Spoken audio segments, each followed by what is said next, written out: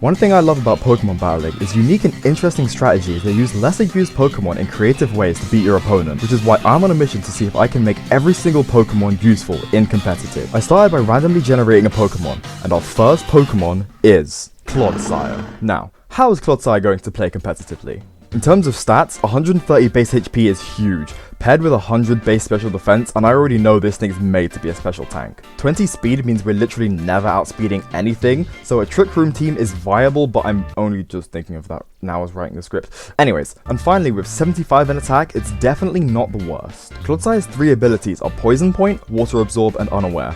Immediately, I can tell Unaware is the clear choice. An ability that ignores stat changes when taking and dealing damage is huge, especially for a tank. Great for swapping in, taking a hit from a setup Pokemon, and stalling them out with moves like Toxic or Recover. But less about Unaware right now, because out of these abilities, I had a much more interesting one in mind. Clodsire is Poison and Ground type, meaning it's weak to water, and back when Scarlet and Violet first came out, I saw this, and my first thought was, holy shit, I can make this thing Terrafire with Water Absorb. And the reason I think this is such a good strategy is because nobody sees it coming. Unless you know the opponent's set, you're going to assume 9 times out of 10 a Clodsire has Unaware. So when I swap in Clodsire on a water type, take not only no damage, but heal up from what is usually most likely a one-shot, and then start setting up in its face, people start to panic. But let's dive a little deeper.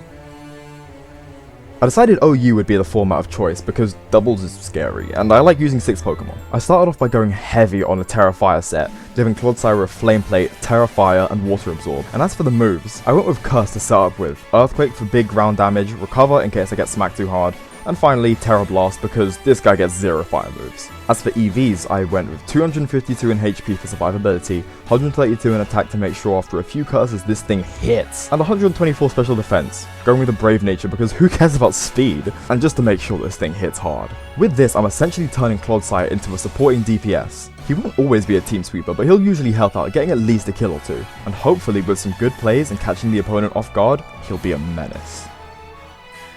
As for the rest of the team, I started with Ninetales to maximize fire damage, Drought and Heat Rock to keep up the sun, Scorching Sands, Dark Pulse, Flamethrower, and Solar Beam for good coverage, as just a fast all-rounder with its stats reflecting that. Next I chose Cinderace, a good pivot Pokemon to get in, deal damage, and get out, giving it a red card because it throws the opponent off, U-Turn, Acrobatics, Fire Punch, and Sucker Punch. Next up I wanted a good option to start the battle with, so I chose Hisuian Samurott, and I know what you're thinking.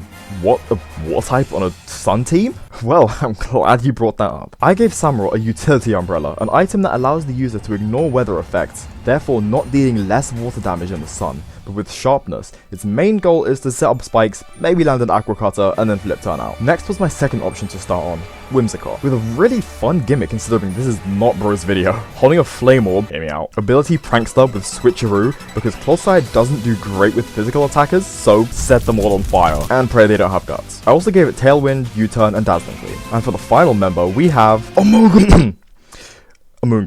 With lefties, Regenerator, honestly it's a pretty boring set. And with that being said, it's time to put Clodsire into action. I start with Whimsicott as they send out Great Tusk, which is a good matchup for me, setting up Tailwind immediately, but Tusk sets up Rocks, and I remember, oh yeah, I should probably have had Hazard Removal. I U-turn out unsure what the Tusk is going to do into Samurott to apply some pressure, knowing I'm faster and can probably kill. As I expect, they switch out into Hawlucha, which takes good damage, and thanks to the Tailwind, I'm able to get the kill. They send out Walking Wake, and I switch into Amoonguss to tank a Hydro Steam. I do nothing to the Iron Moth they switch in, so I go to Ninetales and eat a Sludge Wave very poorly. I'm able to do big damage with Scorching Sands, but go down to another Sludge Wave. I send out Cinderace and U-turn out, just to scout out the situation, sending in Whimsicott and giving Tusk my Flame Orb, making it basically useless. Wake comes in and takes a lot of Dazzling Gleam damage, but retaliates with a Flamethrower I probably should have seen coming. And same with Amoonguss. I absolutely throw a few plays in a row, and with Torkoal swapped in, I finally send out the Clod. Expecting a switch, I curse, eat an Energy Ball, and kill the Iron Moth with Earthquake. Scovillain comes out and I Terrafire, blasting away its sub. I eat a Solar Beam and Earthquake it to oblivion. And next up, the greatest turn of all began. Wake comes back in and uses Hydro Steam, clearly expecting an easy kill, but Water Absorb jump scare. I heal, you die. And finally, I'm able to take down Torkoal to 2 Earthquakes. At first I was doubting Clodsire's use, because the entire first half it didn't even see the field. But just as I was throwing the game, a well-timed switch and a Water Absorb trick ensured Clodsire swept up half their team. Battle 2 was fought entirely without Clodsire, so The loads of Battle 3 were right at the start. They led with Araquanid, and I have no idea what this thing can do in Gen 9, honestly. So even though I get a Tailwind up, it's able to mess my team up and stall it out. The highs, however, involve me setting up directly in its face when it tries to Liquidation, and again as it switches out into an Air Balloon Goldengo. And look at this little guy thinking he's all safe with his little balloon. Wrong, Clodsire burned this man alive.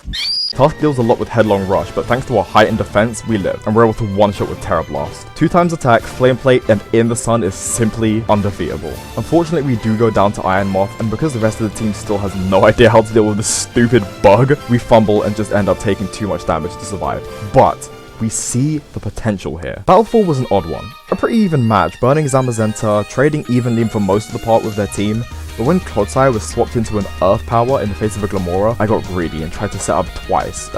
Not a good idea.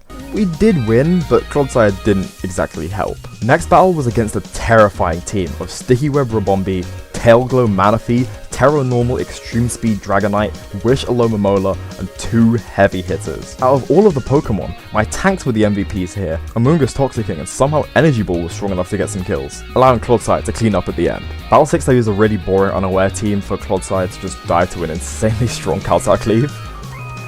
It was bad.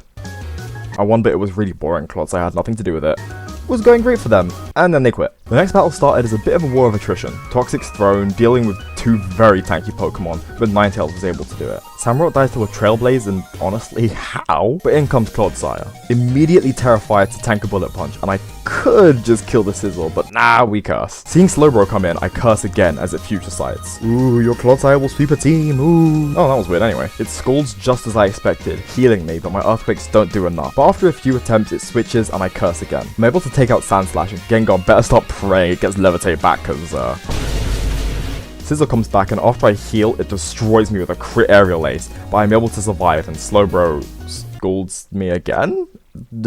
Sure. I'll recover in a few Earthquakes later, and honestly, Clodsire is looking pretty viable to me. Clodsire is the king right now, and there is nothing that can physically stop me.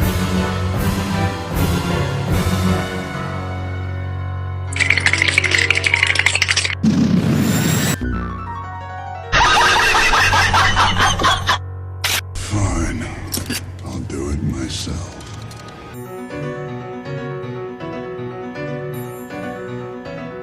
Bruh. Oh my god. Oh hell.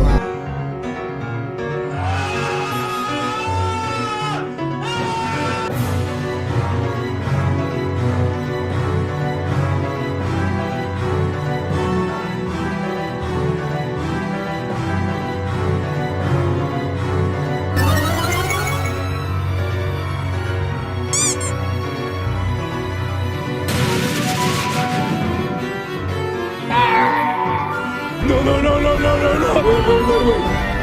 Armed and dangerous! Again!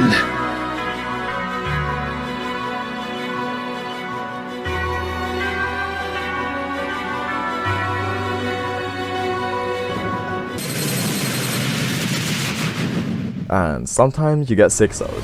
For our final battle, looking at their team, I realized nothing can really hurt the Clod, so why not start strong? The Blastoise tries to ruin my plan, but Lamau get Trick Bozo, and I begin the setup. An Ice Beam hurts, but nah, I'd win. And I curse again. I terrify to resist the Ice Beam and it Shell Smashes as I recover. Ice Beam does nothing, I curse again. It Aura Spheres, I curse again. It switches to Tinkaton and I decide, okay, you know what, it's murder time. Terra Blast. Tinkaton fried. Earthquake. Blastoise deshelled. Earthquake goes first for some reason. Slowking dethroned. Missy survives a Terra Blast surprisingly, but not for long. Holucha tries to bulk up in Acrobatics, but even without an item, the Clod is an unstoppable force, and this team was looking an awful lot like a movable object. The final hurdle is Zapdos, and its only chance is to stop the unstoppable force. Well, I'm glad he was a good sport about it. And with a clean Clodsire sweep, I think it's safe to say if done correctly, Clodsire could definitely be a valuable team on a competitive singles team, at least in OU. Take your opponents by surprise and make the most out of this tanky, fire-breathing axolotl. Thank you all for watching, and I will see you next time.